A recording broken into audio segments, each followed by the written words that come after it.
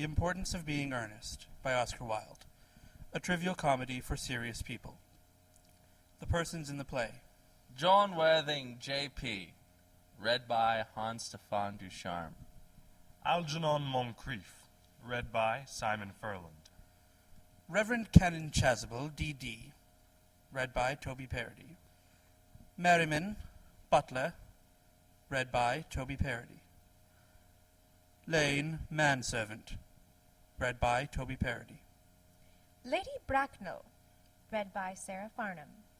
Honorable Gwendolen Fairfax, read by Nyssa Gatcombe. Cecily Cardew, read by Rebecca Bailey. Miss Prism Governess, read by Eileen Nadeau. The scenes of the play. Act 1.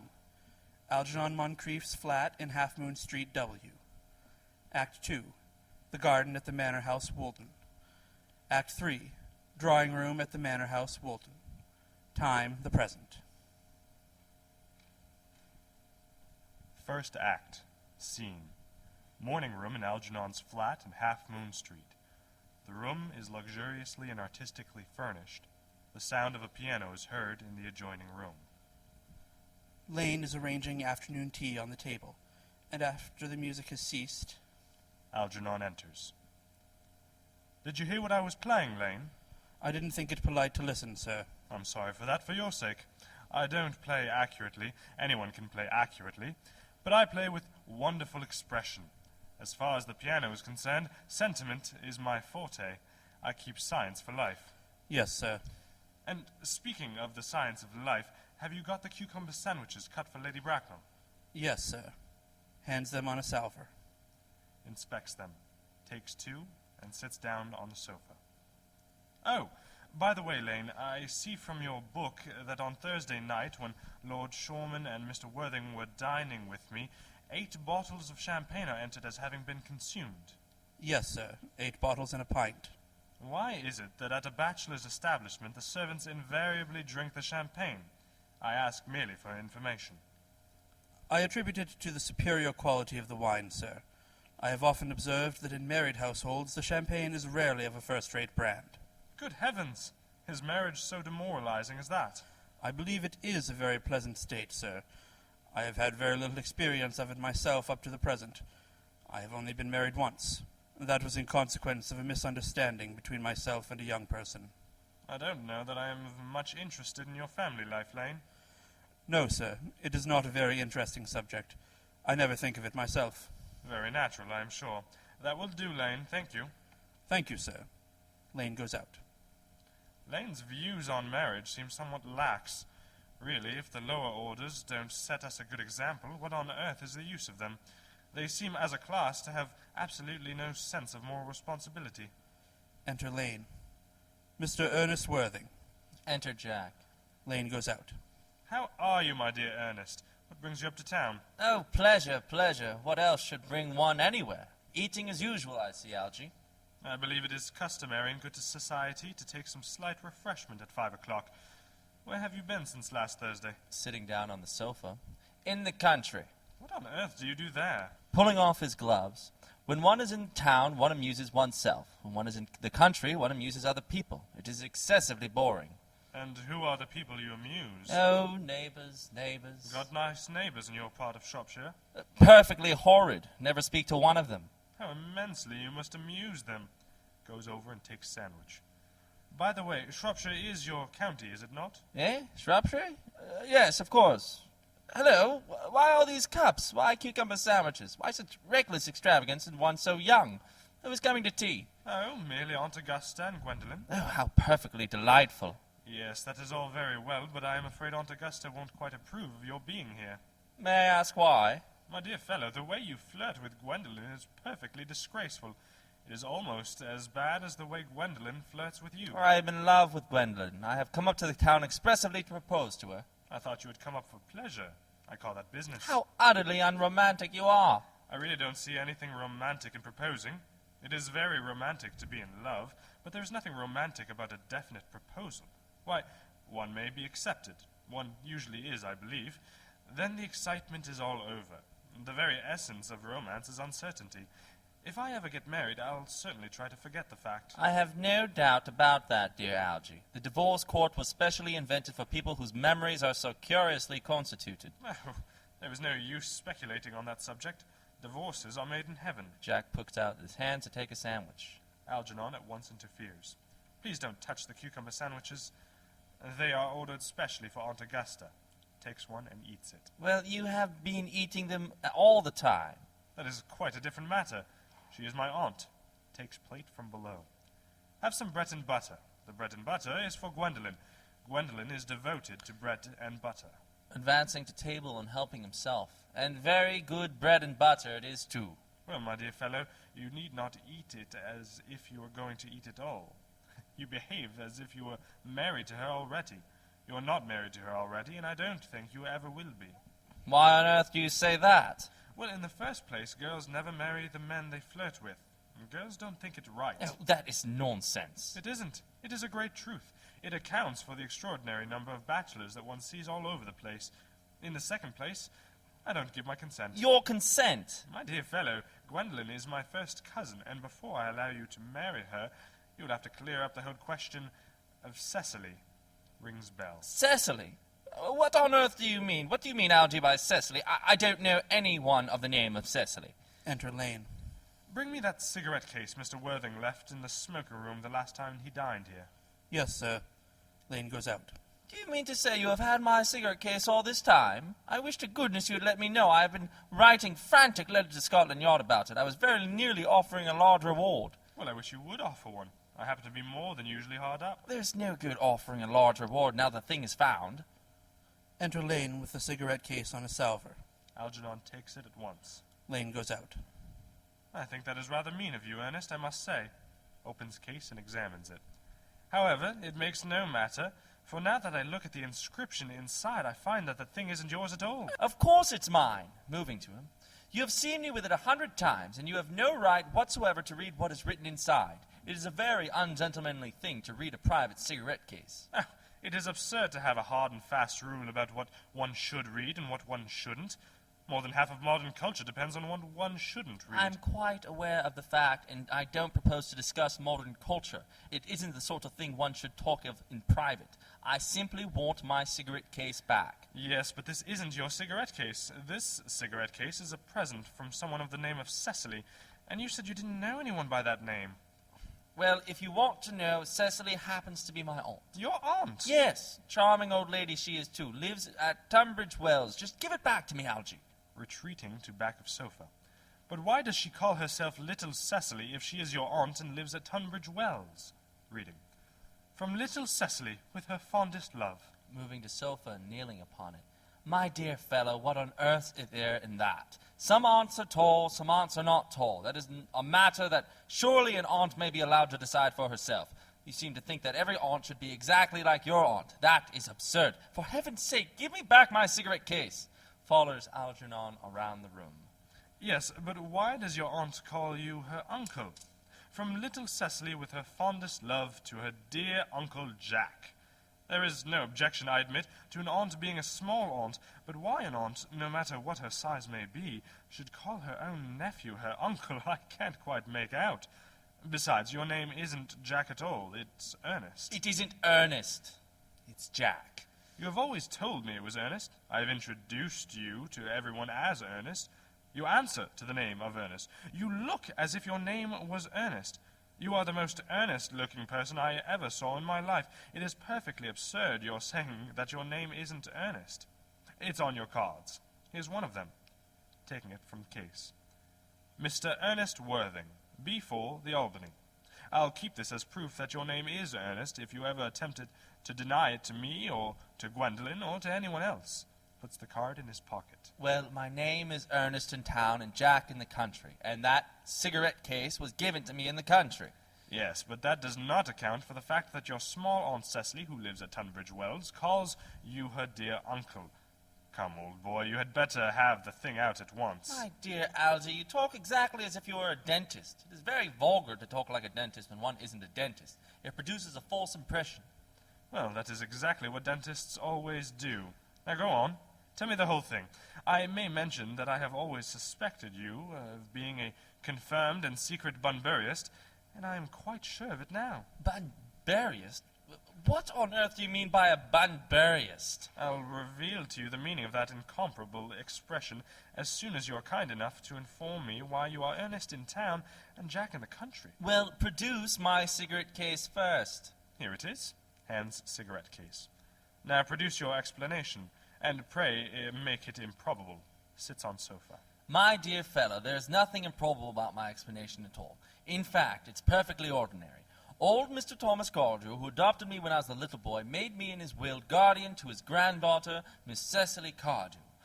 Cecily, who addresses me as her uncle from motives of respect that you could not possibly appreciate, lives at my place in the country under the charge of her admirable governess, Miss Prism. Where is that place in the country, by the way? That is nothing to you, dear boy. You are not going to be invited. I may tell you candidly that the place is not in Shropshire. I suspected that, my dear fellow. I have Bunburied all over Shropshire on 2 separate occasions. Now, go on. Why are you Ernest in town and Jack in the country? My dear Algy, I don't know whether you will be able to understand my real motives. You are hardly serious enough. When one is placed in the position of guardian, one has to adopt a very high moral tone on all subjects.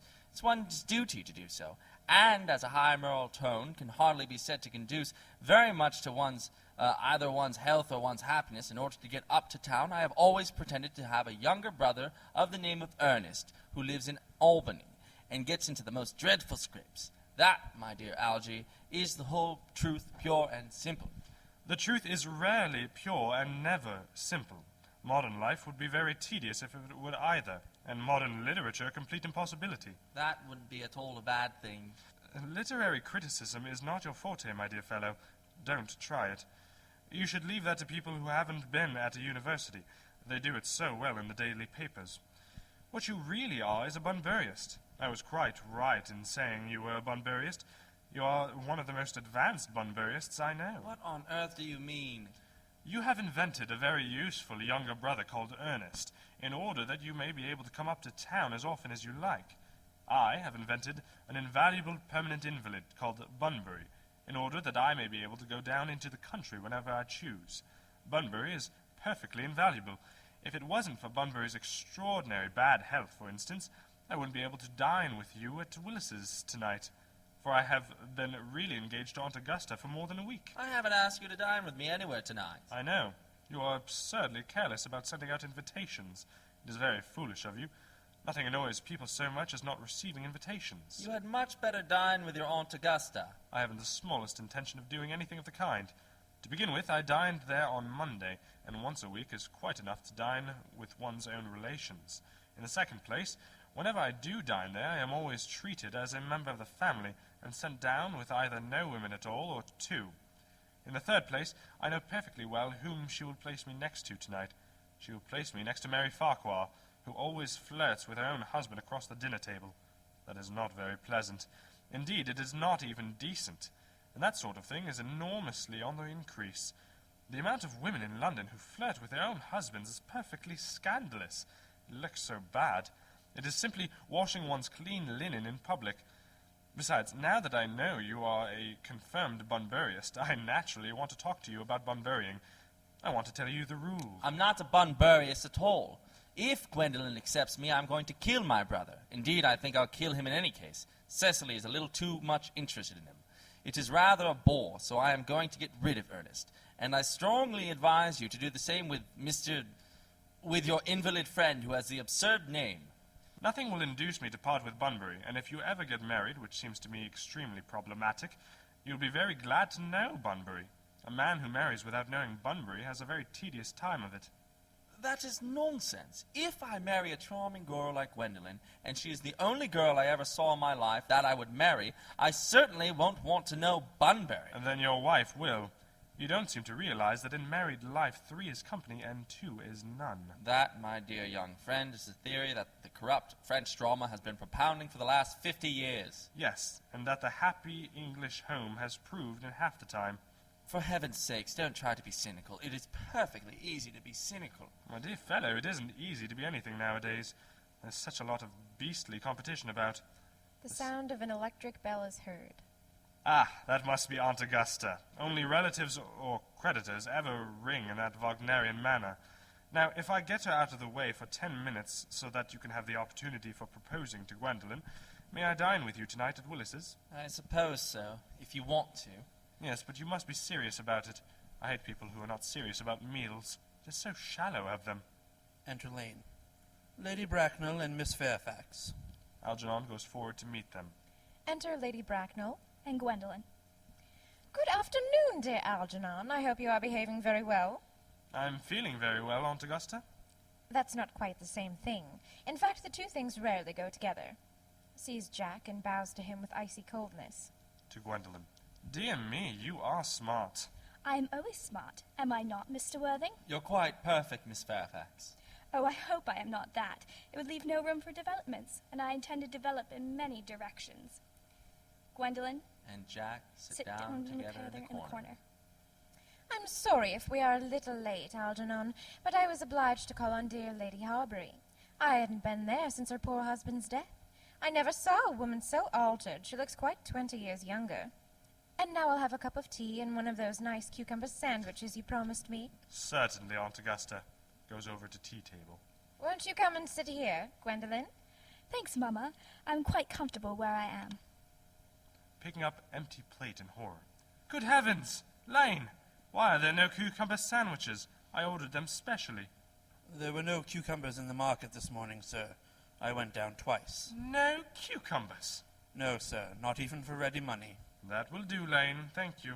Thank you, sir. Goes out. I am greatly distressed, Aunt Augusta, about there being no cucumbers, not even for ready money. It really makes no matter, Algernon. I had some crumpets with Lady Harbury, who seems to me to be living entirely for pleasure now. I hear her hair has turned quite gold from grief. It certainly has changed its color. From what cause I, of course, cannot say. Algernon crosses and hands tea. Thank you. I have quite a treat for you tonight, Algernon. I am going to send you down with Mary Farquhar. She is such a nice woman, and so attentive to her husband. It's delightful to watch them. I am afraid, Aunt Augusta, I shall have to give up the pleasure of dining with you tonight after all. I hope not, Algernon. It would put my table completely out. Your uncle would have to dine upstairs. Fortunately, he is accustomed to that. It is a great bore, and I need hardly say a terrible disappointment to me, but the fact is I have just had a telegram to say that my poor friend Bunbury is very ill again. Exchanges glances with Jack. They seem to think I should be with him. It is very strange. This Mr. Bunbury seems to suffer from curiously bad health. Yes, poor Bunbury is a dreadful invalid. Well, I must say, Algernon, that I think it is high time that Mr. Bunbury made up his mind whether he was going to live or to die. This shilly-shallying with the question is absurd. Nor do I in any way approve of the modern sympathy with invalids. I consider it morbid. Illness of any kind is hardly a thing to be encouraged in others. Health is the primary duty of life. I am always telling that to your poor uncle, but he never seems to take much notice, as far as any improvement in his ailment goes. I should be much obliged if you would ask Mr. Bunbury, from me, to be kind enough not to have a relapse on Saturday, for I rely on you to arrange my music for me. It is my last reception, and one wants something that will encourage conversation, particularly at the end of the season, when everyone has practically said whatever they had to say, which in most cases was probably not much. I'll speak to Bunbury, Aunt Augusta, if he is still conscious, and I think I can promise you he'll be all right by Saturday. Of course, the music is a great difficulty. You see, if one plays good music, people don't listen, and if one plays bad music, people don't talk. But I'll run over the program I've drawn out, if you will kindly come into the next room for a moment. Thank you, Algernon. It is very thoughtful of you. Rising and following Algernon. I'm sure the program will be delightful after a few expurgations. French songs I cannot possibly allow. People always seem to think that they are improper, and either look shocked, which is vulgar, or laugh, which is worse. But German sounds a thoroughly respectable language, and indeed I believe is so. Gwendolen, you will accompany me. Certainly, Mama. Lady Bracknell, And Algernon. go into the music room. Gwendolen remains behind. Charming day it has been, Miss Fairfax. Pray, don't talk to me about the weather, Mr. Worthing. Whenever people talk to me about the weather, I always feel quite certain that they mean something else, and that makes me so nervous. I do mean something else. I thought so. In fact, I am never wrong. And I would like to be allowed to take advantage of Lady Bracknell's temporary absence. I would certainly advise you to do so. Mamma has a way of coming back suddenly into a room that I've often had to speak to her about. Miss Fairfax, ever since I met you, I have admired you more than any girl I have ever met since I met you. Yes, I'm quite well aware of the fact, and I often wish that in public, at any rate, you had been more demonstrative. For me, you have always had an irresistible fascination. Even before I met you, I was far from indifferent to you. Jack looks at her in amazement. We live, as I hope you know, Mr. Worthing, in an age of ideals. The fact is constantly mentioned in the more expensive monthly magazines and has reached the provincial pulpits, I am told. And my ideal has always been to love someone of the name of Ernest. There is something in that name that inspires absolute confidence. The moment Algernon first mentioned to me that he had a friend called Ernest, I knew I was destined to love you. You really love me, Gwendolen? Passionately. Darling, you don't know how happy you've made me. My own Ernest. But you don't really mean to say that you couldn't love me if my name wasn't Ernest? But your name is Ernest. Yes, I know it is. But suppose it was something else. Do you mean to say you couldn't love me then? Ah, that is clearly a metaphysical speculation, and like most metaphysical speculations, it has very little reference at all to the actual facts of real life, as we know them. Personally, darling, to speak quite candidly, I don't much care about the name of Ernest. I don't think the name suits me at all. It suits you perfectly. It is a divine name. It has a music of its own. It produces vibrations. Well, really, Gwendolen, I must say that I think there are lots of other Well, really, Gwendolen, I must say that I think there are lots of other much nicer names. I think Jack, for instance, a charming name. Jack? No, there's very little music in the name Jack, if any at all, indeed. It does not thrill. It produces absolutely no vibrations. I have known several Jacks, and they all, without exception, were more than usually plain. Besides, Jack is notorious domesticity for John, and I pity any woman who is married to a man called John. She would probably never be allowed to know the entrancing pleasure of a single moment's solitude. The only real safe name is Ernest. Gwendolen, I must get christened at once. I mean, we must get married at once. There is no time to be lost. Married, Mr. Worthing? Well, surely. You know that I love you, and you led me to believe, Miss Fairfax, that you were not absolutely indifferent to me. I adore you, but you haven't proposed to me yet. Nothing has been said at all about marriage. The subject has not even been touched on. Well, may I propose to you now? I think it would be an admirable opportunity, and to spare you any possible disappointment, Mr. Worthing, I think it only fair to tell you quite frankly beforehand that I am fully determined to accept you. Oh, Gwendolen! Yes, Mr. Worthing, what have you got to say to me? You know what I have got to say to you. Yes, but you don't say it. Gwendolen, will you marry me? Goes on his knees. Of course I will, darling. How long you've been about it, I'm afraid you have had very little experience of how to propose. My own one. I have never loved anyone in the world but you. Yes, but men often propose for practice. I know my brother Gerald does. All my girlfriends tell me so. What wonderfully blue eyes you have, Mr. Ernest. They are quite blue. I hope you'll always look at me just like that, especially when there are other people present. Enter Lady Bracknell. Mr. Worthing, rise, sir, from the semi-recumbent posture. It is most indecorous. Mamma! He tries to rise. She restrains him. I must beg you to retire. This is no place for you. Besides, Mr. Worthing has not quite finished yet. Finished what, may I ask? I am engaged to Mr. Worthing, Mamma. They rise together. Pardon me, you are not engaged to anyone. When you do become engaged to someone, I, or your father, should his health permit him, will inform you of that fact. An engagement should come on a young girl as a surprise, pleasant or unpleasant, as the case may be. It is hardly a matter that she should be allowed to arrange for herself. Now, I have a few questions to put to you, Mr. Worthing. While I am making these inquiries, you, Gwendolen, will wait for me below in the carriage. Mamma! In the carriage, Gwendolen. Gwendolen goes to the door. She and Jack blow kisses to each other behind Lady Bracknell's back. Lady Bracknell looks vaguely about as if she could not understand what the noise was. Finally turns around. Gwendolen, the carriage. Yes, Mamma. Goes out, looking back at Jack. Sitting down. You can take a seat, Mr. Worthing. Looks in her pocket for notebook and pencil. Thank you, Lady Bracknell. I prefer standing. Pencil and notebook in hand. I feel bound to tell you that you are not down on my list of eligible young men, although I have the same list as the dear Duchess of Bolton has. We work together, in fact. However, I am quite ready to enter your name, should your answers be what a really affectionate mother requires. Do you smoke? Well, yes, I must admit I smoke. I am glad to hear it. A man should always have an occupation of some kind. There are far too many idle men in London as it is. How old are you? 29. A very good age to be married at. I have always been of an opinion that a man who desires to get married should know either everything or nothing. Which do you know? After some hesitation, I know nothing, Lady Bracknell. I am pleased to hear it. I do not approve of anything that tampers with natural ignorance.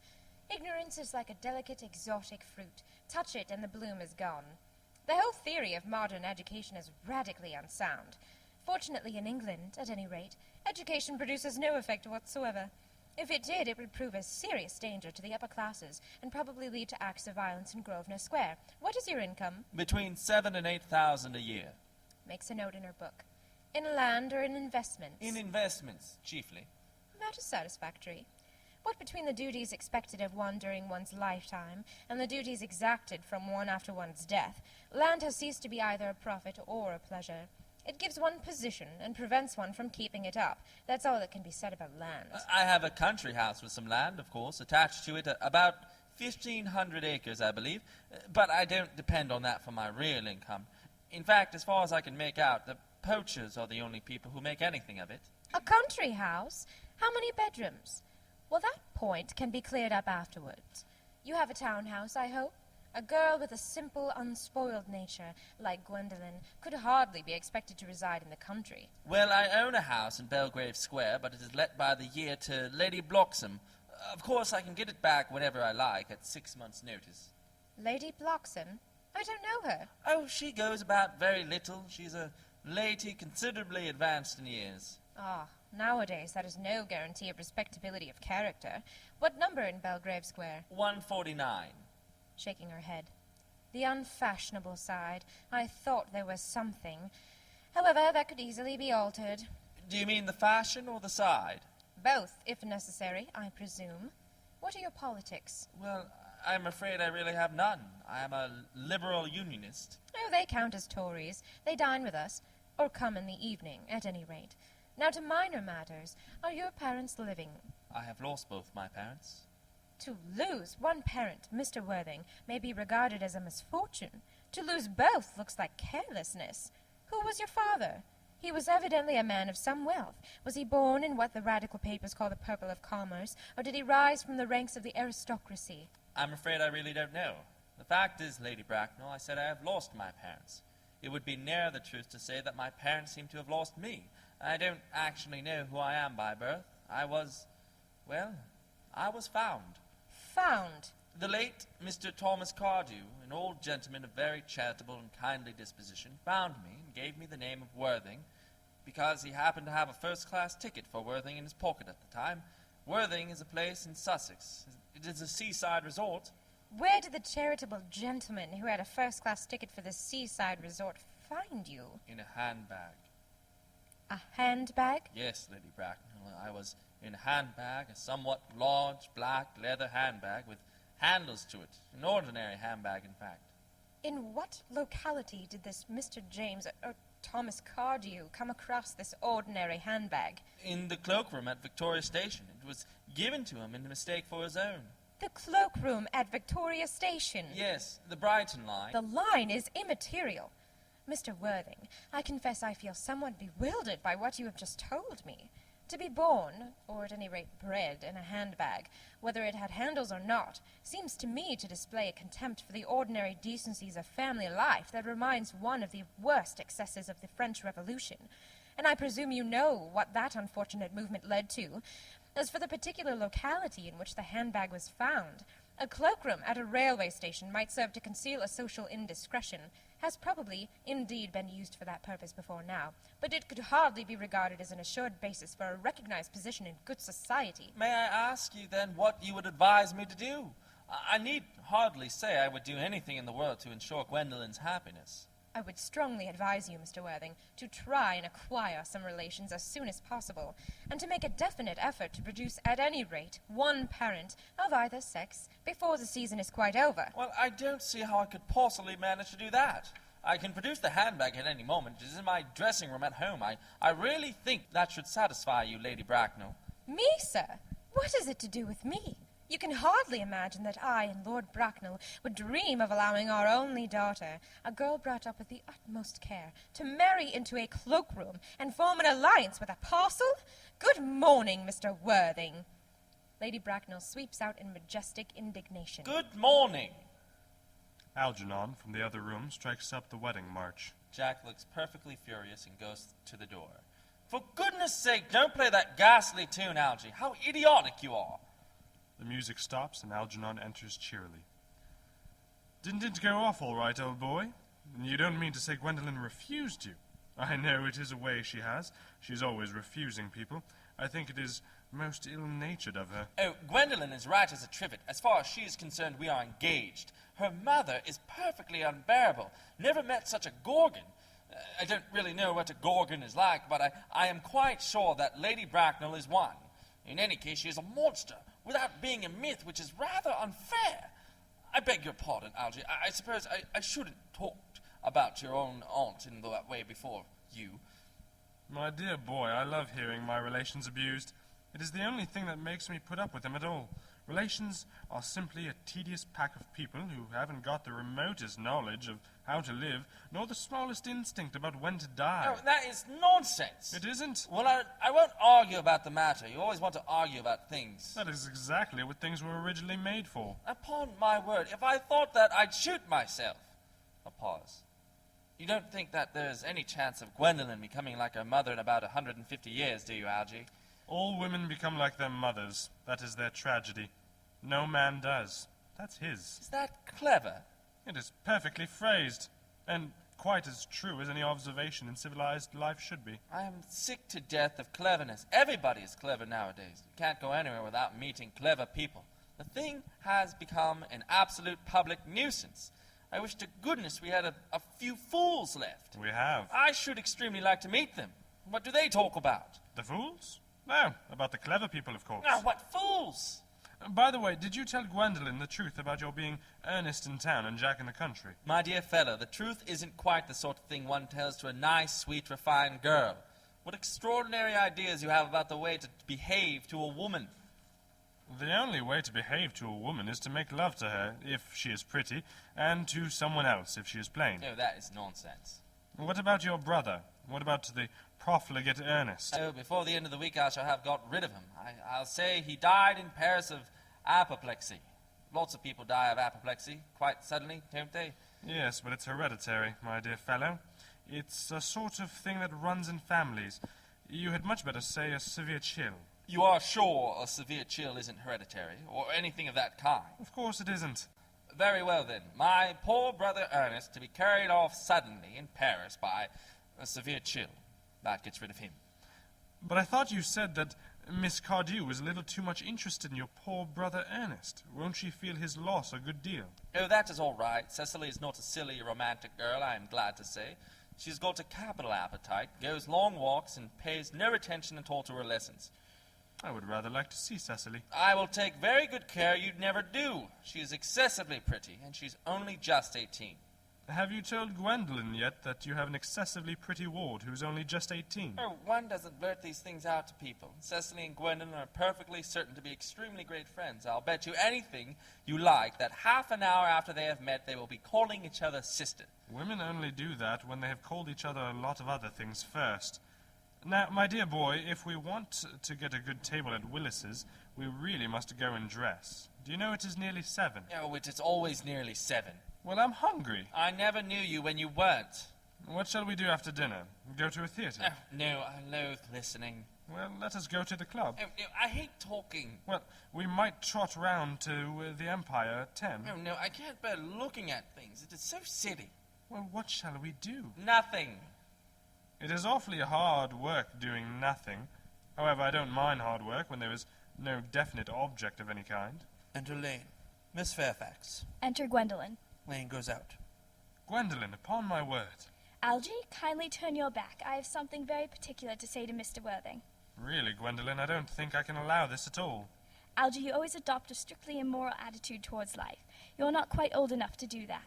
Algernon retires to the fireplace. My own darling. Ernest, we may never be married. From the expression on Mamma's face, I fear we never shall. Few parents nowadays pay any attention to what their children say to them. The old-fashioned respect for the young is dying out. Whatever influence I ever had over Mamma, I lost at the age of 3. But although she may prevent us from becoming man and wife, and I may marry someone else, and marry often, nothing that she can possibly do can alter my eternal devotion to you. Dear Gwendolen. The story of your romantic origin, as related to me by Mamma, with unpleasing comments, has naturally stirred the deepest fibers of my nature. Your Christian name has an irresistible fascination. The simplicity of your character makes you exquisitely incomprehensible to me. Your town address at the Albany I have. What is your address in the country? The Manor House, Woolton, Hertfordshire. Algernon, who has been carefully listening, smiles to himself and writes the address on his shirt cuff, then picks up the railway guide. There is a good postal service, I suppose. It may be necessary to do something desperate. That, of course, will require serious consideration. I will communicate with you daily. My own one. How long do you remain in town? Till Monday. Good. Algy, you may turn round now. Thanks, I've turned around already.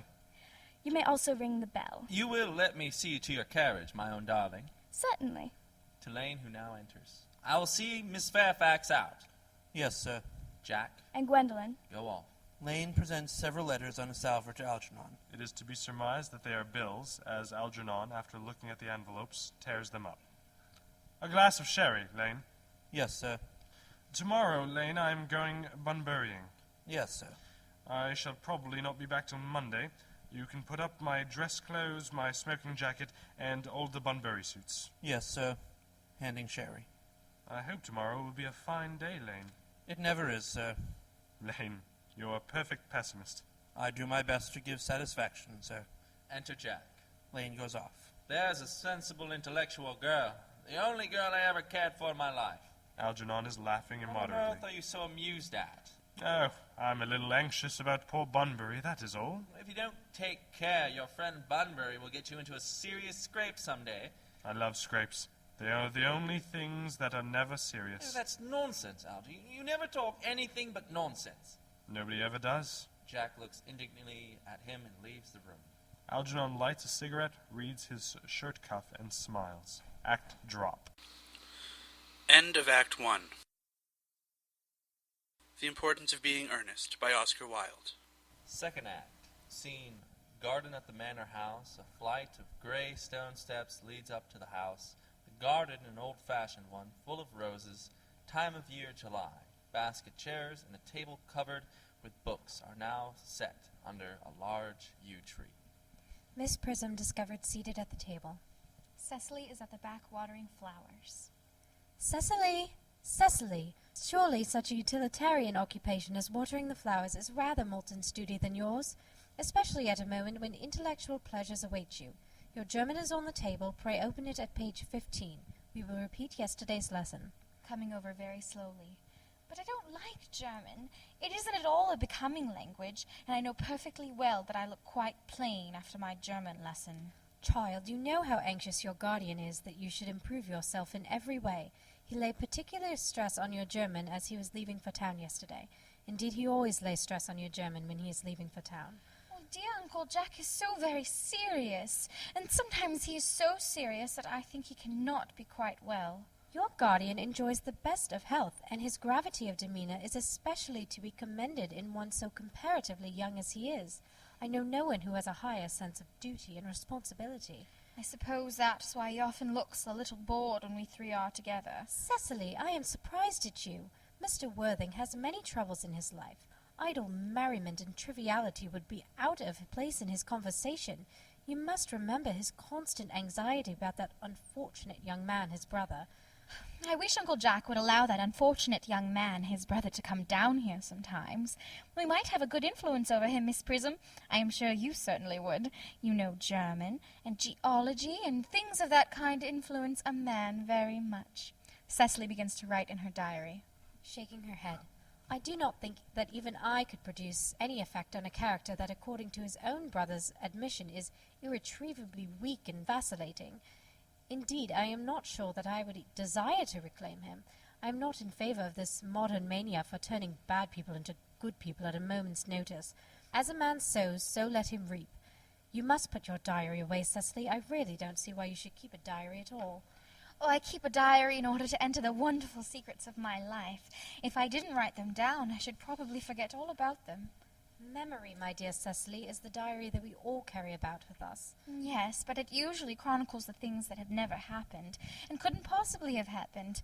I believe that memory is responsible for nearly all the 3-volume novels that Moody sends us. Do not speak slightly of the 3-volume novel, Cecily. I wrote one myself in earlier days. Did you really, Miss Prism? Oh, how wonderfully clever you are. I hope it did not end happily. I don't like novels that end happily. They depress me so much. The good ended happily and the bad unhappily. That is what fiction means. I suppose so, but it seems very unfair. And was your novel ever published? Alas, no. The manuscript, unfortunately, was abandoned. Cecily starts. I use the word in the sense of lost or mislaid. To your work, child, these speculations are profitless. But I see dear Dr. Chasuble coming up through the garden. Rising and advancing. Dr. Chasuble, this is indeed a pleasure. Enter Canon Chasuble. And how are we this morning? Miss Prism, you are, I trust, well? Miss Prism has just been complaining of a slight headache. I think it would do her so much good to have a short stroll with you in the park, Dr. Chasuble. Cecily, I have not mentioned anything about a headache. Oh, no, dear Miss Prism, I know that, but I felt instinctively that you had a headache. Indeed, I was thinking about that, not about my German lesson, when the rector came in. I hope, Cecily, that you are not inattentive. Oh, I am afraid I am. That is strange. Were I fortunate enough to be Miss Prism's pupil, I would hang upon her lips. Miss Prism glares. I spoke metaphorically. My metaphor was drawn from bees. Ahem. Mr. Worthing, I suppose, has not returned from town yet? We do not expect him till Monday afternoon. Ah, yes, he usually likes to spend his Sunday in London. He is not one of those whose sole aim is enjoyment, as by all accounts that unfortunate young man his brother seems to be. But I must not disturb Egeria and her pupil any longer. Egeria? My name is Letitia, Doctor. Bowing. A classical allusion merely, drawn from the pagan authors. I shall see you both, no doubt, at evensong. I think, dear Doctor, I will have a stroll with you. I find I have a headache after all, and a walk might do it good. With pleasure, Miss Prism, with pleasure. We might go as far as the schools and back. That would be delightful. Cecily, you will read your political economy in my absence. The chapter on the fall of the rupee you may omit. It is somewhat too sensational. Even those metallic problems have their melodramatic side. Goes down to the garden with Dr. Chasuble. Picks up books and throws them back on table. Horrid political economy, horrid geography, horrid German. Enter Merriman with a card on a salver. Mr. Ernest Worthing has just driven over from the station. He has brought his luggage with him. Takes the card and reads it. Mr. Ernest Worthing, B4, the Albany W. Uncle Jack's brother. Did you tell him Mr. Worthing was in town? Yes, miss. He seemed very much disappointed. I mentioned that you and Miss Prism were in the garden. He said he was anxious to speak with you privately for a moment. Oh, ask Mr. Ernest Worthing to come here. I suppose you had better talk to the housekeeper about a room for him. Yes, miss. Merriman goes off. I have never met anyone really wicked before, and I feel rather frightened. Oh, I'm so afraid he will look just like everyone else. Enter Algernon, very gay and debonair, He does. raising his hat. You are my little cousin Cecily, I'm sure. You are under some strange mistake. I am not little. In fact, I believe I am more than usually tall for my age. Algernon is rather taken aback. But I am your cousin Cecily. You, I see from your card, are Uncle Jack's brother, my cousin Ernest, my wicked cousin Ernest. Oh, I am not really wicked at all, cousin Cecily. You mustn't think that I am wicked. Oh, if you are not, then you have certainly been deceiving us all in a very inexcusable manner. I hope you have not been leading a double life, pretending to be wicked and being really good all the time. Well, that would be hypocrisy. Looks at her in amazement. Oh, of course I have been rather reckless. Oh, I'm glad to hear it. In fact, now that you mention the subject, I have been very bad in my own small way. I don't think you should be so proud of that, though I am sure it must have been very pleasant. It is much pleasanter being here with you. I can't understand how you're here at all. Uncle Jack won't be back till Monday afternoon. That is a great disappointment. I am obliged to go up by the first train on Monday morning. I have a business appointment that I am anxious to miss. Oh, couldn't you miss it anywhere but in London? No, the appointment is in London. Well, I know, of course, how important it is not to keep a business engagement if one wants to retain any sense of the beauty of life. But still, I think that you had better wait until Uncle Jack arrives. I know he wants to speak to you about your emigrating. About my what? Your emigrating. He has gone up to buy your outfit. I certainly wouldn't let Jack buy my outfit. He has no taste in neckties at all. Well, I don't think you will require neckties. Uncle Jack is sending you to Australia. Australia? I'd sooner die. Well, he said at dinner on Wednesday night that you would have to choose between this world, the next world, and Australia. Oh, well, the accounts I have received of Australia and the next world are not particularly encouraging. This world is good enough for me, Cousin Cecily. Yes, but are you good enough for it? I'm afraid I'm not that. That is why I want you to reform me. You might make it your mission, if you don't mind, Cousin Cecily. I'm afraid I've no time this afternoon. Well, would you mind my reforming myself this afternoon? Well, it is rather quixotic of you, but I think you should try. I will. I feel better already. You are looking a little worse. That is because I am hungry. How thoughtless of me. Oh, I should have remembered that when one is going to lead an entirely new life, one requires regular and wholesome meals. Won't you come in? Thank you. Might I have a buttonhole first? I never have any appetite unless I have a buttonhole first. Marshal Neal picks up scissors. No, I'd sooner have a pink rose. Why? Cuts a flower. Because you are like a pink rose, Cousin Cecily. I don't think it can be right for you to talk to me like that. Miss Prism never says such things to me. Then Miss Prism is a short-sighted old lady. Cecily puts the rose in his buttonhole. You are the prettiest girl I ever saw.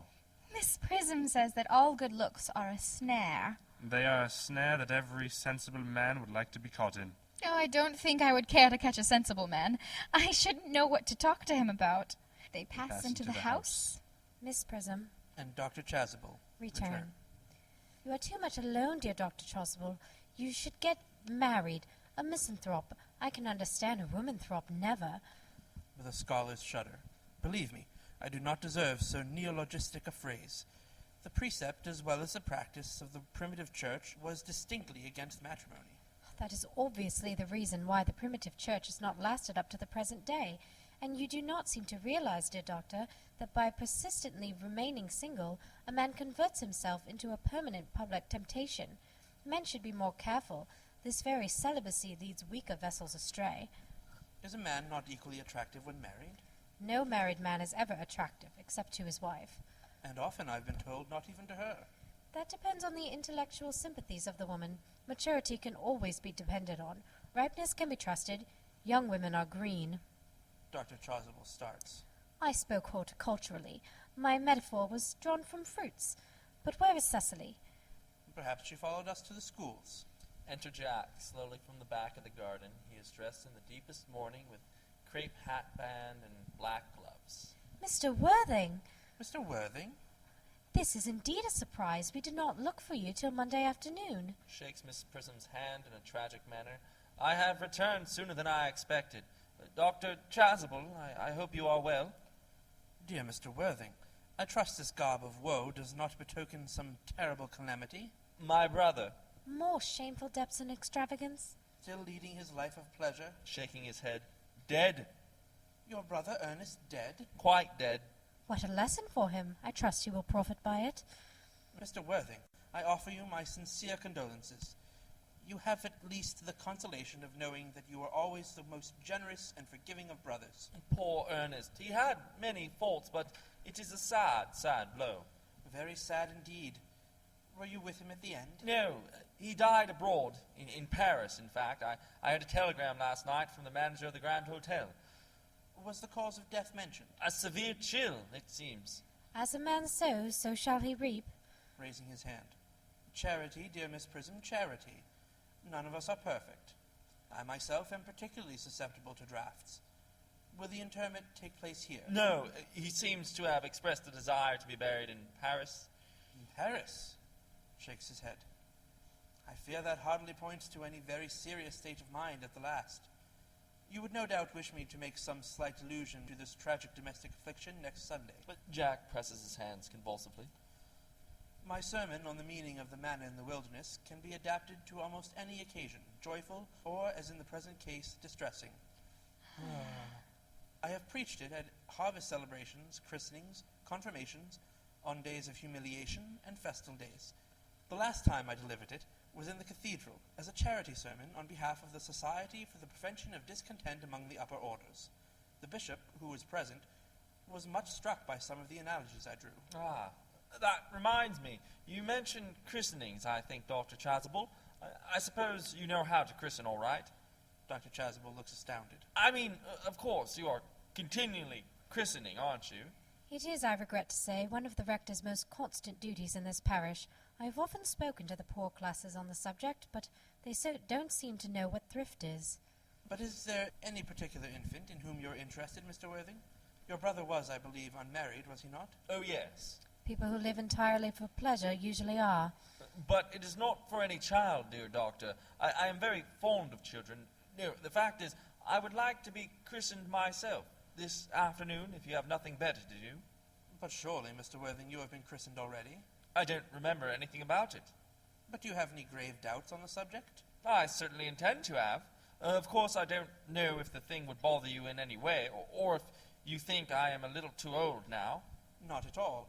The sprinkling, and indeed the immersion, of adults is a perfectly canonical practice. Immersion? You need have no apprehensions. Sprinkling is all that is necessary, or indeed I think advisable. Our weather is so changeable. At what hour would you wish the ceremony performed? Oh, I might trot around about 5 if that would suit you. Perfectly, perfectly. In fact, I have 2 similar ceremonies to perform at that time. A case of twins that occurred recently in one of the outlying cottages on your own estate. Poor Jenkins the carter, a most hard-working man. Oh, I don't see much fun in being christened along with the other babies. It would be childish. Would 5:30 do? Admirably, admirably. Takes out watch. And now, dear Mr. Worthing, I will not intrude any longer onto a house of sorrow. I would merely beg you not to be too much bowed down by grief. What seem to us bitter trials are often blessings in disguise. This seems to me a blessing of an extremely obvious kind. Enter Cecily from the house. Uncle Jack! Oh, I am pleased to see you back. But what horrid clothes you have got on. Oh, do go and change them. Cecily! My child, my child. Cecily goes towards Jack. He kisses her brow in a melancholy manner. What is the matter, Uncle Jack? Do look happy. Oh, you look as if you had a toothache, and, well, I've got such a surprise for you. Who do you think is in the dining room? Your brother! Who? Your brother, Ernest. He arrived about half an hour ago. What nonsense! I haven't got a brother. Oh, don't say that. However badly he may have behaved to you in the past, he is still your brother, and you couldn't be so heartless as to disown him. I'll tell him to come out, and you will shake hands with him, won't you, Uncle Jack? Runs back into the house. These are very joyful tidings. After we had all been resigned to his loss, his sudden return seems to me peculiarly distressing. My brother is in the dining room. I don't know what it all means. I think it is perfectly absurd. Enter Algernon. And Cecily, Hand hand in in hand. hand. They come slowly up to Jack. Good heavens! Motions Algernon away. Brother John, I have come down from town to tell you that I am very sorry for all the trouble I have given you, and that I intend to lead a better life in the future. Jack glares at him and does not take his hand. Uncle Jack, you are not going to refuse your own brother's hand. Nothing will induce me to take his hand. I think his coming down here disgraceful. He knows perfectly well why. Oh, Uncle Jack, do be nice. There is some good in everyone. Ernest has just been telling me about his poor invalid friend, Mr. Bunbury, whom he goes to visit so often. And surely there must be so much good in one who is so kind to an invalid and leaves the pleasures of London to sit by a bed of pain. Oh, he has been talking about Bunbury, has he? Oh, yes, he has told me all about poor Mr. Bunbury and his terrible state of health. Bunbury? Well, I won't have him talk to you about Bunbury or about anything else. It is enough to drive one perfectly frantic. Of course, I admit that the faults were all on my side, but I must say that I think that Brother John's coldness to me is peculiarly painful. I expected a more enthusiastic welcome, especially considering it is the first time I have come here. Uncle Jack, if you do not shake hands with Ernest, I will never forgive you. Never forgive me. Never, never, never. Well, this is the last time I shall ever do it. Shakes with Algernon and glares. It's pleasant, is it not, to see so perfect a reconciliation? I think we might leave the two brothers alone. Cecily, you will come with us. Oh, certainly, Miss Prism. My little task of reconciliation is over. You have done a beautiful action today, dear child. We must not be premature in our judgments. I feel very happy. They all go off except Jack. And Algernon. You young scoundrel, Algy. You must get out of this place as soon as possible. I don't allow any bun-burying here. Enter Merriman. I have put Mr. Ernest's things in the room next to yours, sir. I suppose that is all right? What? Mr. Ernest's luggage, sir. I have unpacked it and put it in the room next to your own. His luggage? Yes, sir.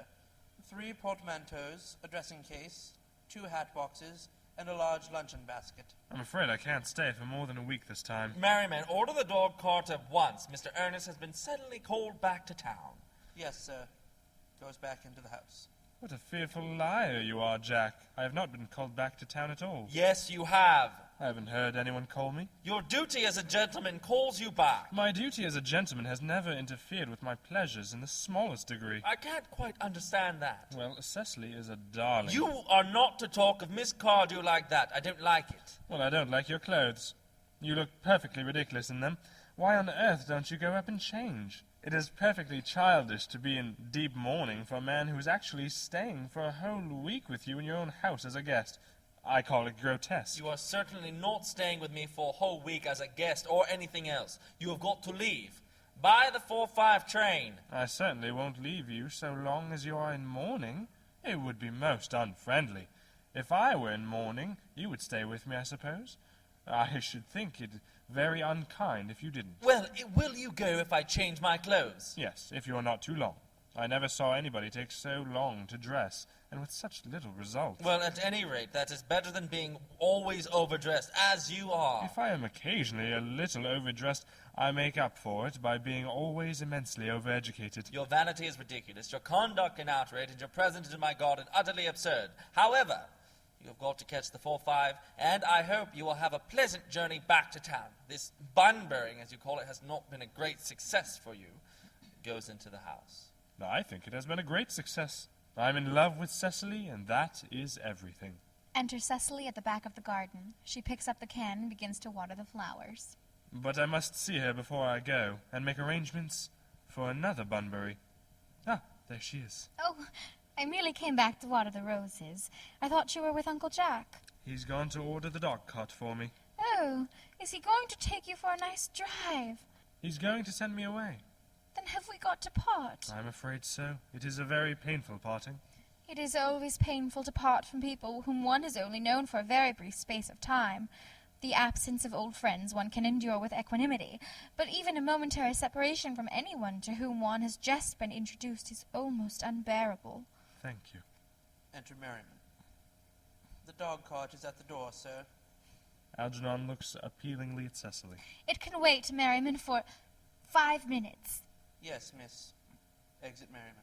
I hope, Cecily, I shall not offend you if I state quite frankly and openly that you seem to me to be in every way the visible personification of absolute perfection. I think your frankness does you great credit, Ernest. If you will allow me, I will copy your remarks into my diary. Goes over to table and begins writing a diary. Do you really keep a diary? I'd give anything to look at it. May I? Oh, no! Puts her hand over it. You see, it is simply a very young girl's record of her own thoughts and impressions, and consequently meant for publication. When it appears in volume form, I hope you will order a copy. But pray, Ernest, don't stop. I delight in taking down from dictation. I have reached absolute perfection. You can go on. I am quite ready for more. Somewhat taken aback. Oh, don't cough, Ernest. When one is dictating, one should speak fluently and not cough. Besides, I don't know how to spell a cough. Writes as Algernon speaks. Cecily, ever since I first looked upon your wonderful and incomparable beauty, I have dared to love you wildly, passionately, devotedly, hopelessly. I don't think that you should tell me that you love me wildly, passionately, devotedly, hopelessly. Hopelessly doesn't seem to make much sense, does it? Cecily. Enter Merriman. The dog cart is waiting, sir. Tell it to come back round next week, at the same hour. Looks at Cecily. Who makes no sign. Yes, sir. Merriman retires. Uncle Jack would be very much annoyed if he knew you were staying on till next week at the same hour. Oh, I don't care about Jack. I don't care for anybody in the whole world but you. I love you, Cecily. You will marry me, won't you? You silly boy. Of course. Why, we have been engaged for the last 3 months. For the last 3 months? Yes, it will be exactly 3 months on Thursday. How did we become engaged? Well, ever since dear Uncle Jack first confessed to us that he had a younger brother who was very wicked and bad, you of course have formed the chief topic of conversation between myself and Miss Prism, and of course a man who is much talked about is always very attractive. One feels there must be something in him after all. I dare say it was foolish of me, but I fell in love with you, Ernest. Darling, and when was the engagement actually settled? On the 14th of February last. Worn out by your entire ignorance of my existence, I determined to end the matter one way or the other, and after a long struggle with myself, I accepted you under this dear old tree here. The next day, I bought this little ring in your name, and this is the little bangle with the true lover's knot I promised you always to wear. Did I give you this? It's very pretty, isn't it? Yes, well, you've wonderfully good taste, Ernest. It's the excuse I've always given you for leading such a bad life. And this is the box in which I keep all your dear letters. Kneels at table, opens box, and produces letters tied up with one blue ribbon. My letters? But my own sweet Cecily, I have never written you any letters. You need hardly remind me of that, Ernest. I remember only too well that I was forced to write your letters for you. I wrote always 3 times a week, and sometimes oftener. Oh, do let me read them, Cecily. I couldn't possibly. They would make you far too conceited. Replaces box. The 3 you wrote me after I had broken off the engagement are so beautiful and so badly spelled that even now I can hardly read them without crying a little. But was our engagement ever broken off? Of course it was. On the 22nd of last March. You can see the entry if you like. Show's diary. Today I broke off my engagement with Ernest. I feel it is better to do so. The weather still continues charming. But why on earth did you break it off? What had I done? I had done nothing at all. Cecily, I am very much hurt indeed to hear you broke it off, particularly when the weather was so charming. Well, it would hardly have been a real serious engagement if it hadn't been broken off at least once. But I forgave you before the week was out. Crossing to her and kneeling. What a perfect angel you are, Cecily. Oh, you dear romantic boy. He kisses her. She puts her fingers through his hair. I do hope your hair curls naturally. Does it? Yes, darling, with a little help from others. I am so glad. You'll never break off our engagement again, Cecily? Well, I don't think I could break it off now that I have actually met you. Besides, of course, there is the question of your name. Yes, of course. You must not laugh at me, darling, but it had always been a girlish dream of mine to love someone whose name was Ernest. Algernon rises. Cecily also. There is something in that name that seems to inspire absolute confidence. I pity any poor married woman whose husband is not called Ernest. But, my dear child, do you mean to say that you could not love me if I had some other name? But what name? Oh, any name you like. Algernon, for instance. But I don't like the name of Algernon. Well, my dear, sweet, loving little darling, I really can't see why you should object to the name of Algernon. It is not at all a bad name. In fact, it is rather an aristocratic name. Half of the chaps who get into the bankruptcy court are called Algernon. But seriously, Cecily, moving to her, if my name was Algy, couldn't you love me? Rising. I might respect you, Ernest. I might admire your character, but I fear that I should not be able to give you my undivided attention. Cecily, picking up hat, your rector here is, I suppose, thoroughly experienced in the practice of all the rites and ceremonials of the church. Oh, yes. Dr. Chasuble is a most learned man. He has never written a single book, so you can imagine how much he knows. I must see him at once on a most important christening... on most important business. Oh! I shan't be away more than half an hour. Considering that we have been engaged since February the 14th, and that I only met you today for the first time, I think it is rather hard that you should leave me for so long a period as half an hour.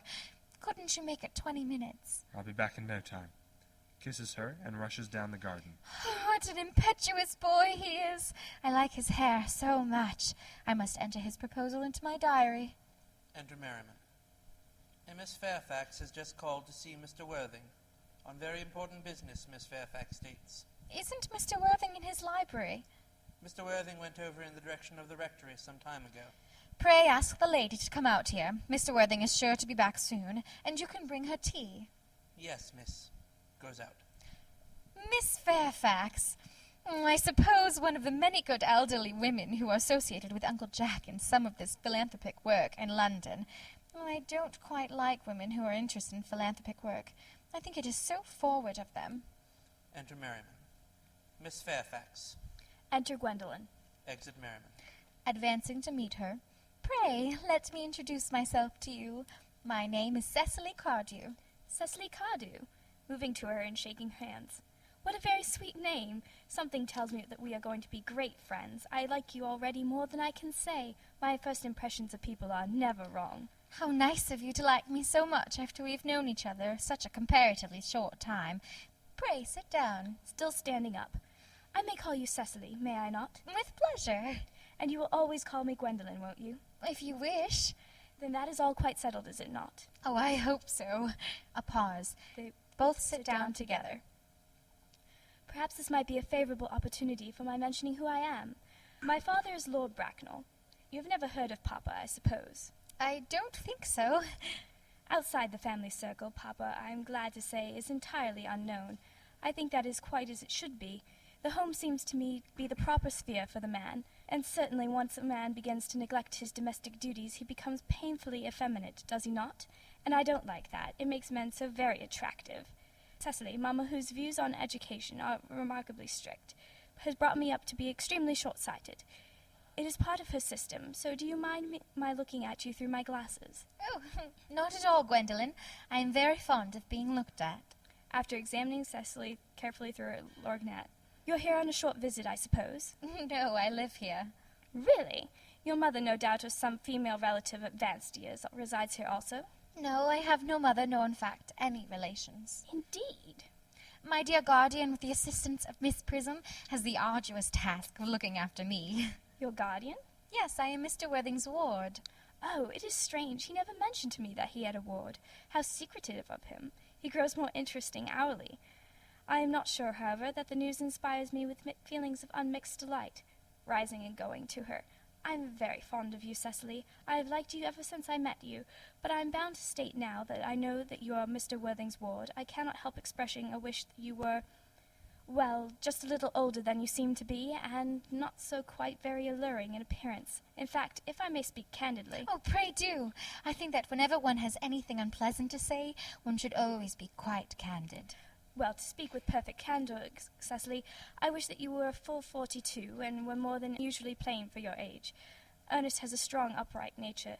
He is the very soul of truth and honor. Disloyalty would be as impossible to him as deception. But even men of the noblest possible moral character are extremely susceptible to the influence of the physical charms of others. Modern, no less than ancient history, supplies us with many most painful examples of what I refer to. If it were not so, indeed, history would be quite unreadable. I beg your pardon, Gwendolen. Did you say Ernest? Yes. Oh, but it is not Mr. Ernest Worthing who is my guardian. It is his brother, his elder brother. Sitting down again. Ernest never mentioned to me that he had a brother. Well, I am sorry to say that they have not been on good terms for a long time. Ah, that accounts for it. And now that I think of it, I have never heard any man mention his brother. The subject seems distasteful to most men. Cecily, you have lifted a load from my mind. I was growing most anxious. It would have been terrible if any cloud had come across a friendship like ours, would it not? Of course, you are quite sure that it is not Mr. Ernest Worthing who is your guardian? Quite sure. A pause. In fact, I am going to be his. I beg your pardon? Dearest Gwendolen, there is no reason why I should make a secret of it to you. Our little county newspaper is sure to chronicle the fact next week. Mr. Ernest Worthing and I are engaged to be married. Rising. My darling Cecily, I think there must be some slight error. Mr. Ernest Worthing is engaged to me. The announcement will appear in the Morning Post on Saturday at the latest. Rising. I am afraid that you must be under some misconception. Ernest proposed to me exactly 10 minutes ago. Shows diary. Examines diary through a lorgnette carefully. It's certainly very curious, for he asked me to be his wife yesterday afternoon at 5:30. If you would care to verify the incident, pray do so. Produces diary of her own. I never travel without my diary. One should always have something sensational to read on the train.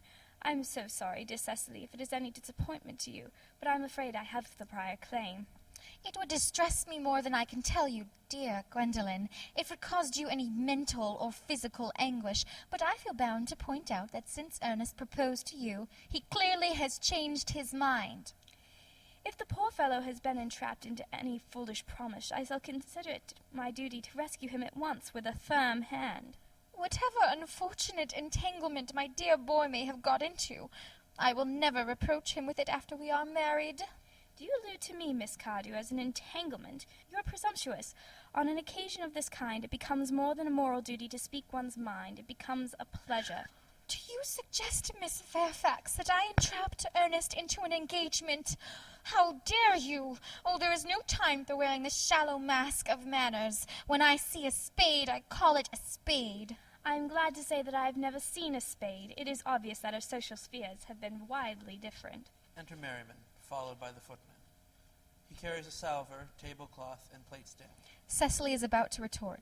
The presence of the servants exercises a restraining influence, under which both girls chafe. Shall I lay tea here as usual, miss? Yes, as usual. Merriman begins to clear table and lay cloth. A long pause.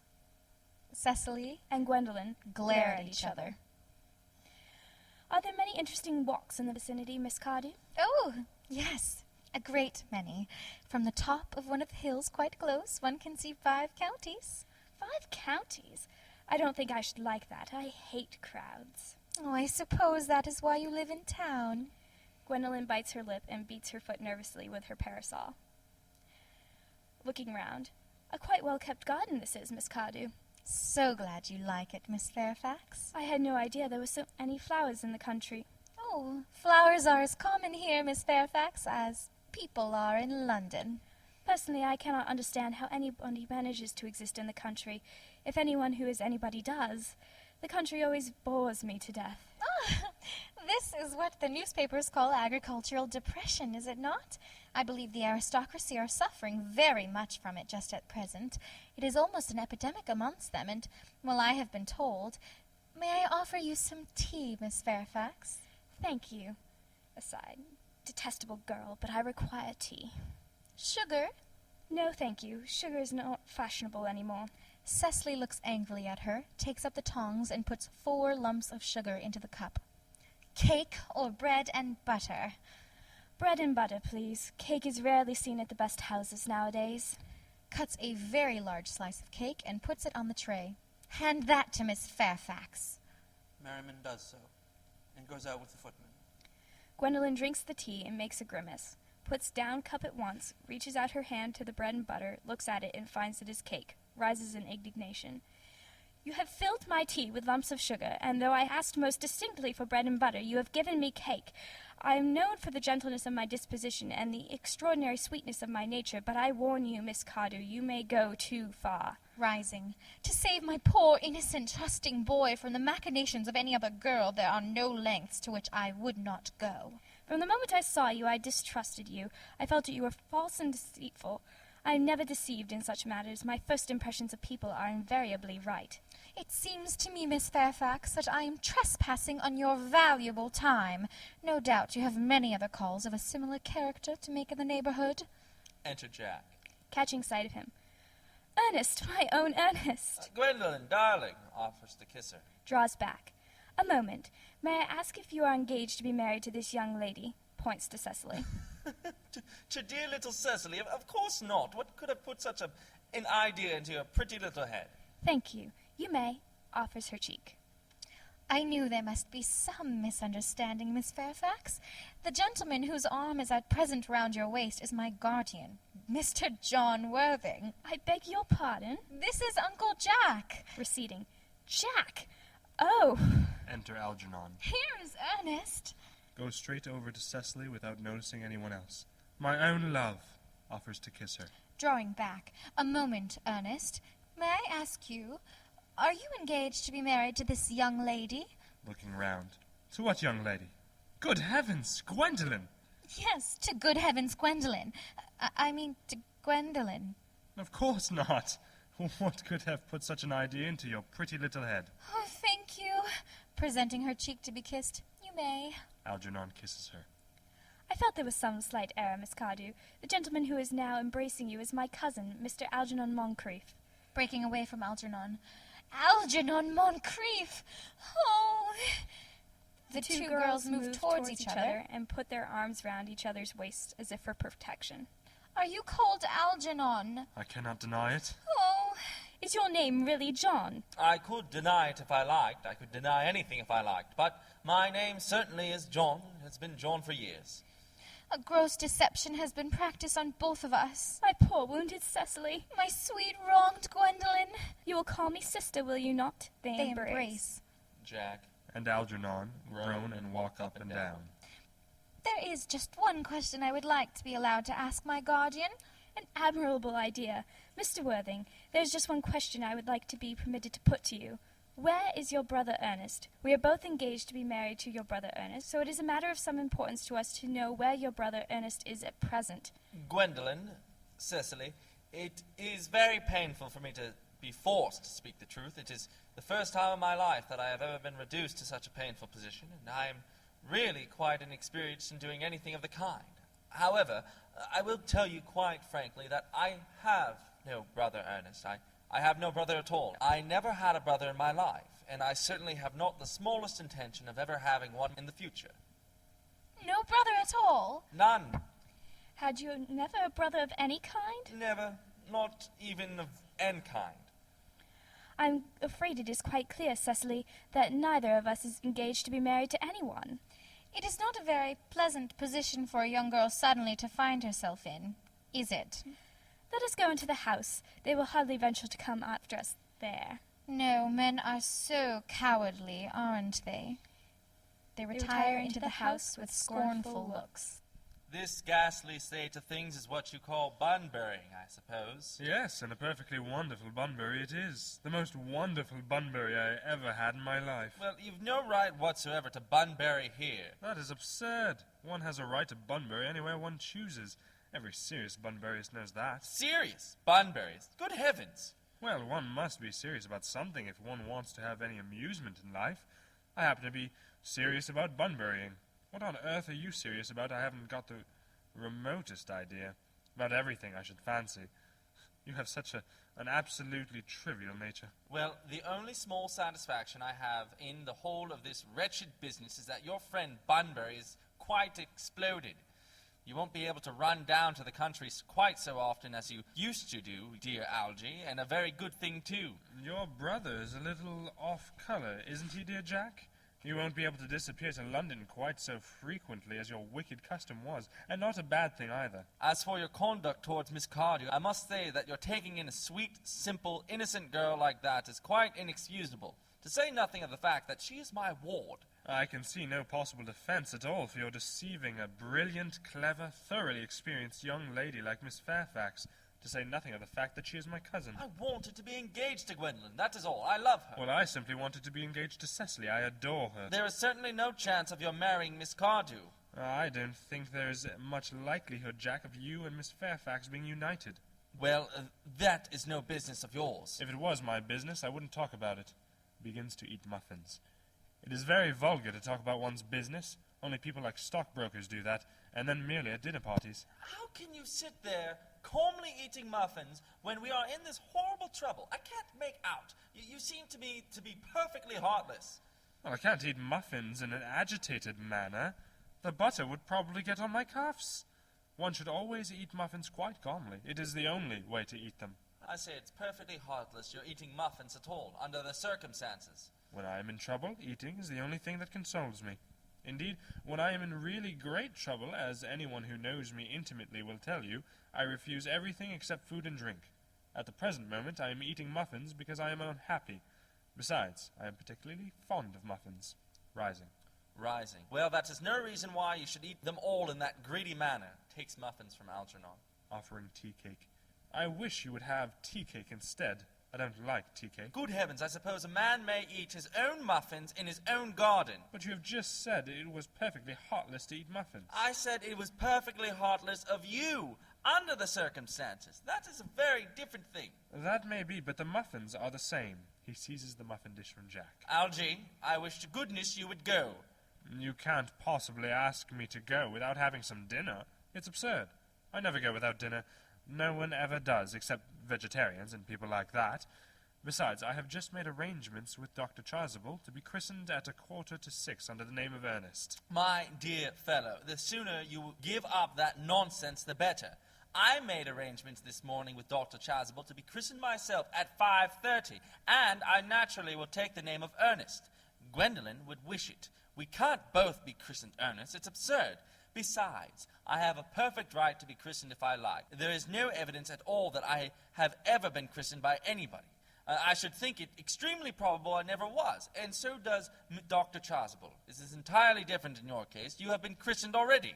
Yes, but I have not been christened for years. Yes, but you have been christened. That is the important thing. Quite so. So I know my constitution can stand it. If you are not quite sure about your ever having been christened, I must say I think it rather dangerous you're venturing on it now. It might make you very unwell. You can hardly have forgotten that someone very closely connected with you was very nearly carried off this week in Paris by a severe chill. Yes, but you said yourself that a severe chill was not hereditary. It used to be, I know, but I dare say it is now. Science is always making wonderful improvements in things. Picking up the muffin dish. Oh, that is nonsense. You are always talking nonsense. Jack, you are at the muffins again. I wish you wouldn't. There are only 2 left. Takes them. I told you I was particularly fond of muffins. But I hate tea cake. Why on earth, then, do you allow tea cake to be served up for your guests? What ideas you have of hospitality. Algernon, I have already told you to go. I don't want you here. Why don't you go? I haven't quite finished my tea yet. And there is still 1 muffin left. Jack groans and sits into the chair. Algernon still continues eating. Act drop. End of Act 2. The Importance of Being Earnest by Oscar Wilde. Third act. Scene. Morning room at the manor house. Gwendolen And Cecily are at the window. looking out into the garden. The fact that they did not follow us at once into the house, as anyone else would have done, seems to show that they have some sense of shame left. They have been eating muffins. That looks like repentance. After a pause, they don't seem to notice us at all. Couldn't you cough? But I haven't got a cough. They're looking at us. What effrontery! They're approaching. Oh, that's very forward of them. Let us preserve a dignified silence. Certainly. It's the only thing to do now. Enter Jack. Followed by Algernon. They whistle some dreadful popular air from a British opera. This dignified silence seemed to produce an unpleasant effect. A most distasteful one. But we will not be the first to speak. Certainly not. Mr. Worthing, I have something very particular to ask you. Much depends upon your reply. Gwendolen, your common sense is invaluable. Mr. Moncrieff, kindly answer me the following question. Why did you pretend to be my guardian's brother?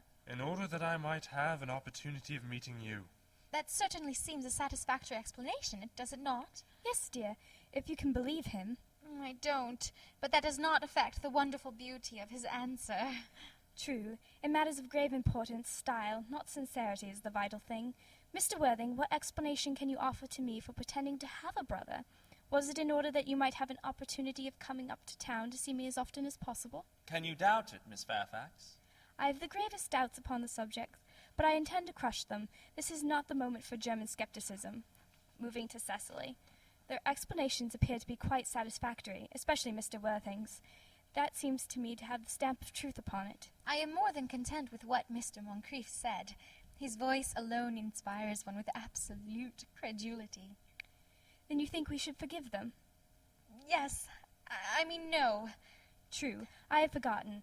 There are principles at stake that one cannot surrender. Which of us should tell them? The task is not a pleasant one.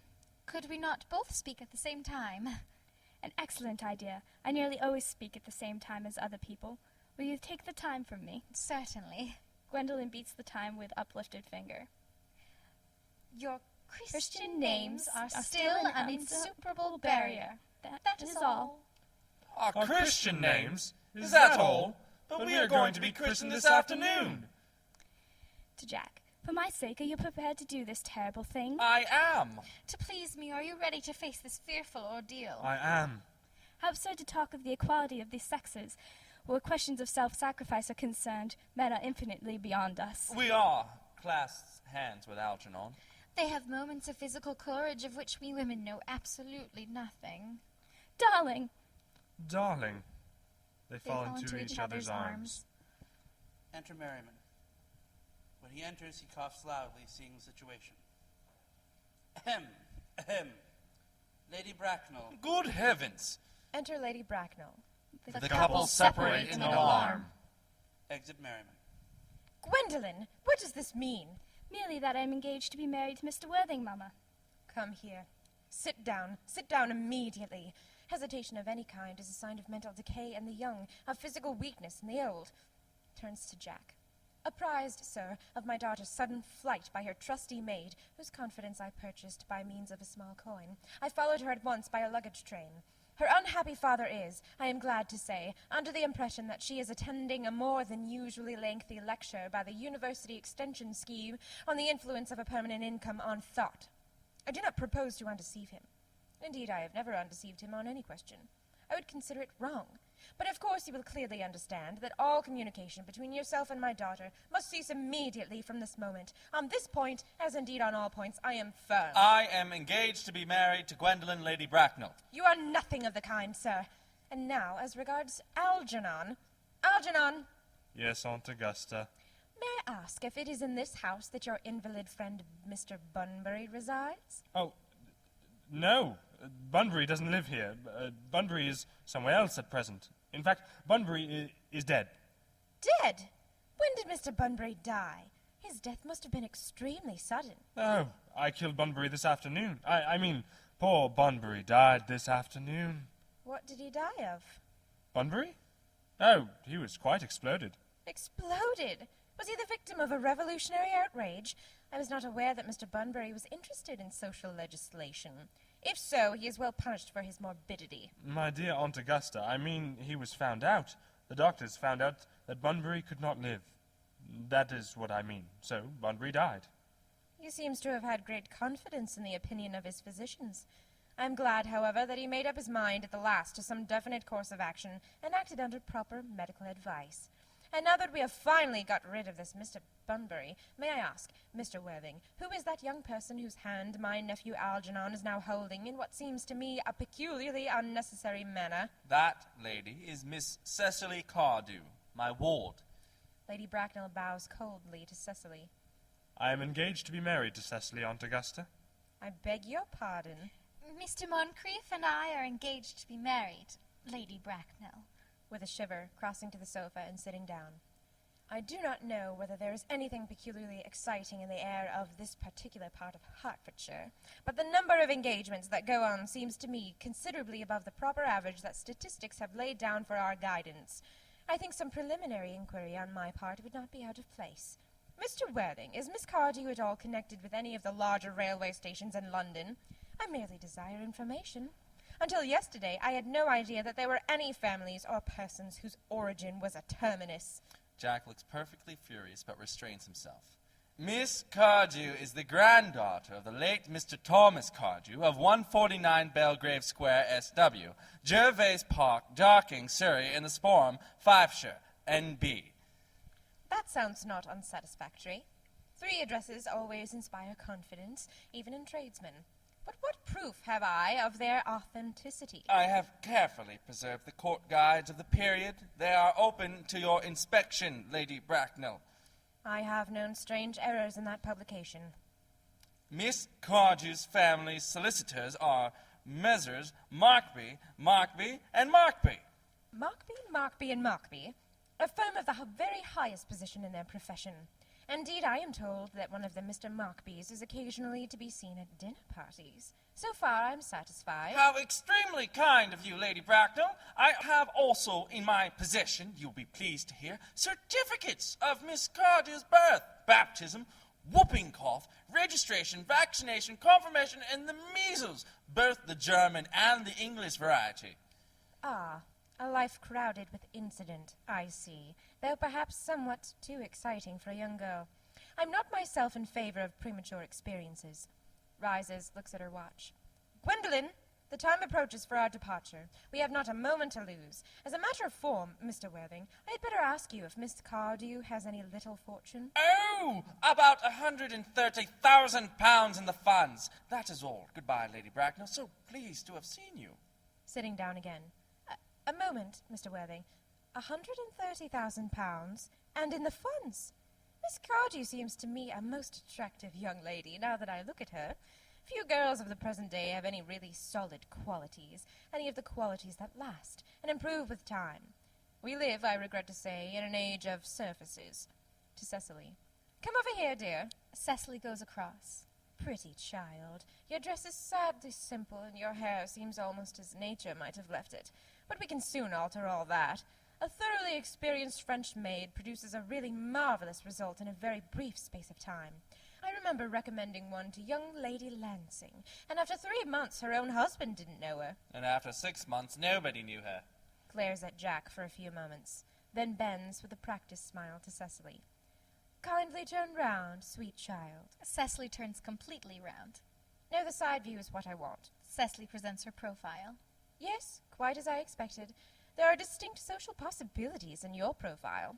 The two weak points in our age are its want of principle and its want of profile. The chin a little higher, dear. Style largely depends on the way the chin is worn. They are worn very high, just at present. Algernon! Yes, Aunt Augusta. There are distinct social possibilities in Miss Cardew's profile. Cecily is the sweetest, dearest, prettiest girl in the whole world, and I don't care twopence about social possibilities. Never speak disrespectfully of society, Algernon. Only people who can't get into it do that. To Cecily.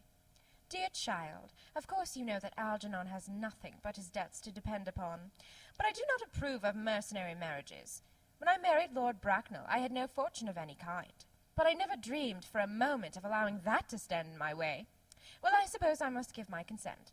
Thank you, Aunt Augusta. Cecily, you may kiss me. Kisses her. Thank you, Lady Bracknell. You may also address me as Aunt Augusta for the future. Thank you, Aunt Augusta. The marriage, I think, had better take place quite soon.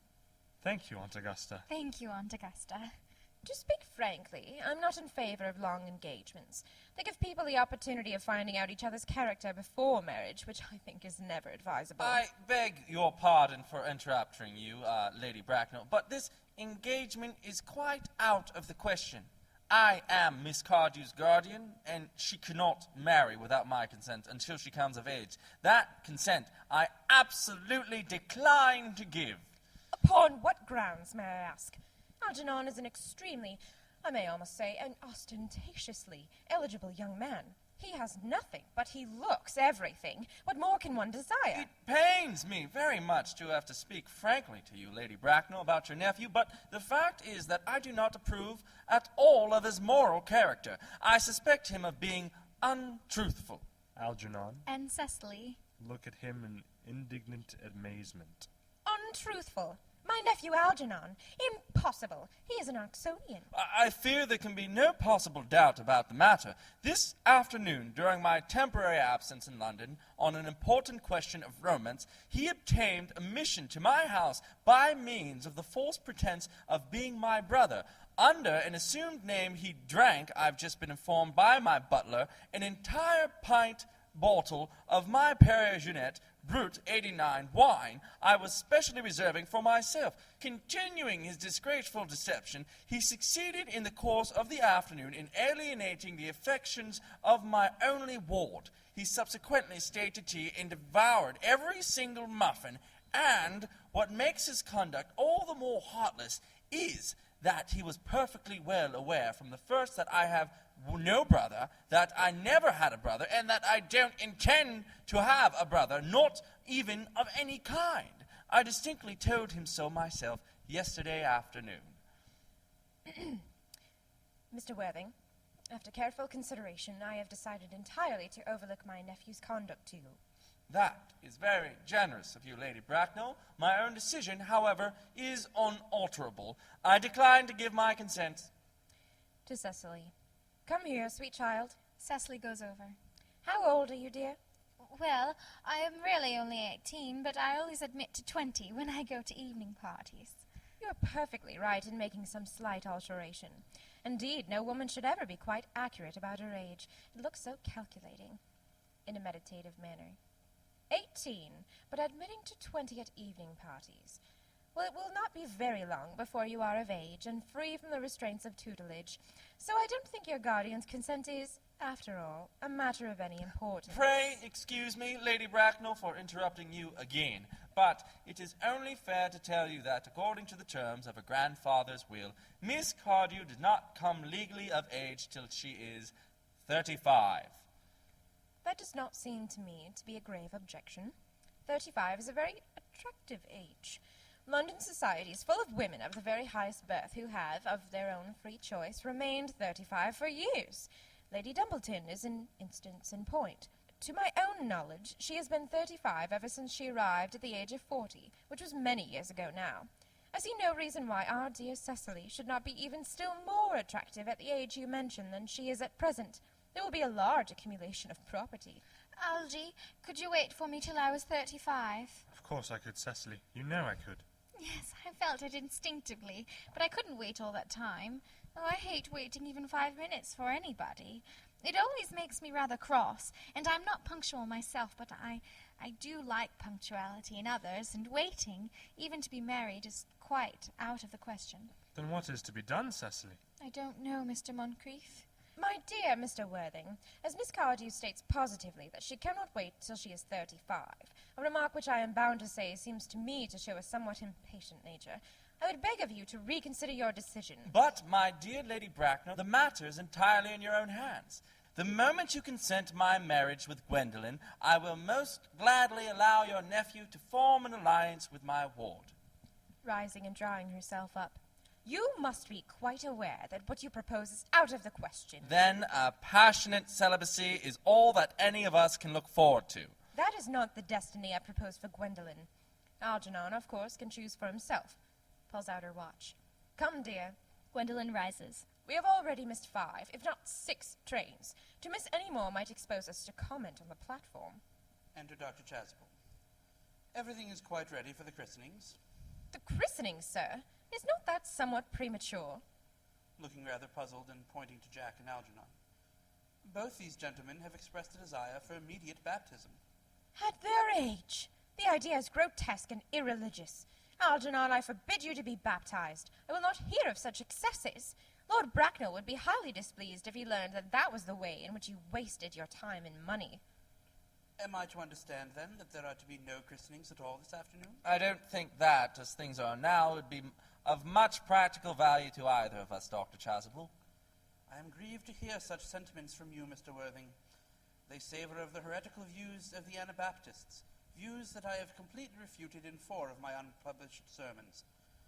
However, as your present mood seems to be one peculiarly secular, I will return to the church at once. Indeed, I have just been informed by the pew opener that for the last hour and a half Miss Prism has been waiting for me in the vestry.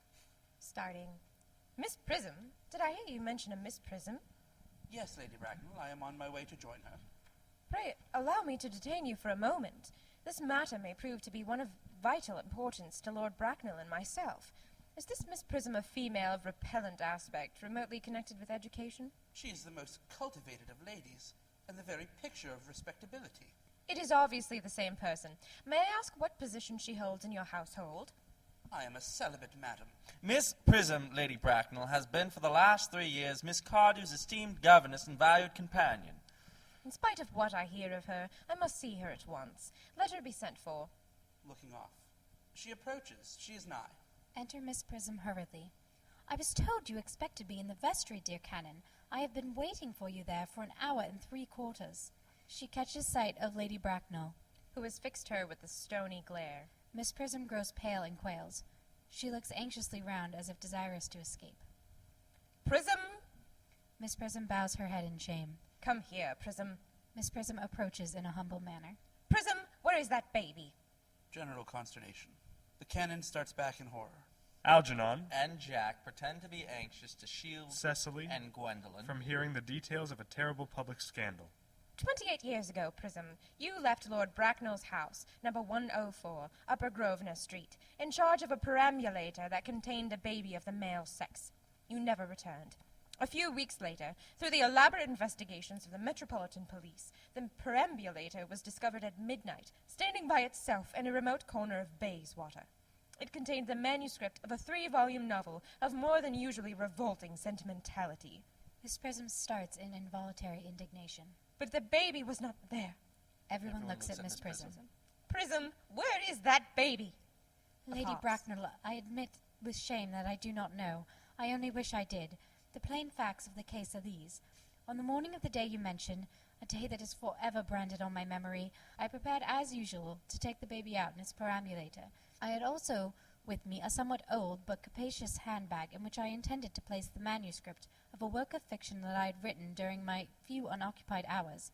In a moment of mental abstraction for which I can never forgive myself, I deposited the manuscript into the bassinet and placed the baby in the handbag. who has been listening attentively. But where did you deposit the handbag? Do not ask me, Mr. Worthing. Miss Prism, this is a matter of no small importance to me. I insist on knowing where you deposited the handbag that contained that infant. I left it in the cloakroom of one of the larger railway stations in London. What railway station? Victoria, the Brighton line, sinks into a chair. I must retire to my room for a moment. Gwendolen, wait here for me. If you are not too long, I will wait here for you all my life. Exit Jack in great excitement. What do you think this means, Lady Bracknell? I dare not even suspect, Dr. Chasuble. I need hardly tell you that in families of high position, strange coincidences are not supposed to occur. They are hardly considered the thing. Noises heard overhead as if someone was throwing trunks about. Everyone looks up. Uncle Jack seems strangely agitated. Your guardian has a very emotional nature. This noise is extremely unpleasant. It sounds as if he was having an argument. I dislike arguments of any kind. They are always vulgar and often convincing. Looking up. It has stopped now. The noise is redoubled. I wish he would arrive at some conclusion. The suspense is terrible. I hope it will last. Enter Jack with a handbag of black leather in his hand, rushing over to Miss Prism. Is this the handbag, Miss Prism? Examine it carefully before you speak. The happiness of more than one life depends on your answer. It seems to be mine. Yes, here is the injury it received through the upsetting of a Gower Street omnibus in younger and happier days. Here is the stain on the lining caused by the explosion of a temperance beverage, an incident that occurred at Leamington. And here on the lock are my initials. I had forgotten that in an extravagant mood I had them placed there. The bag is undoubtedly mine. I am delighted to have it so unexpectedly restored to me. It has been a great inconvenience being without it all these years. Miss Prism, more is restored to you than this handbag. I was the baby you placed in it. You? Embracing her. Yes, Mother! Recoiling in indignant astonishment. Mr. Worthing, I am unmarried. Unmarried? I do not deny that is a serious blow, but after all, who has the right to cast a stone against one who has suffered? Cannot repentance wipe out an act of folly? Why should there be one law for men and another for women? Mother, I forgive you. Tries to embrace her again. Mr. Worthing, there is some error, pointing to Lady Bracknell.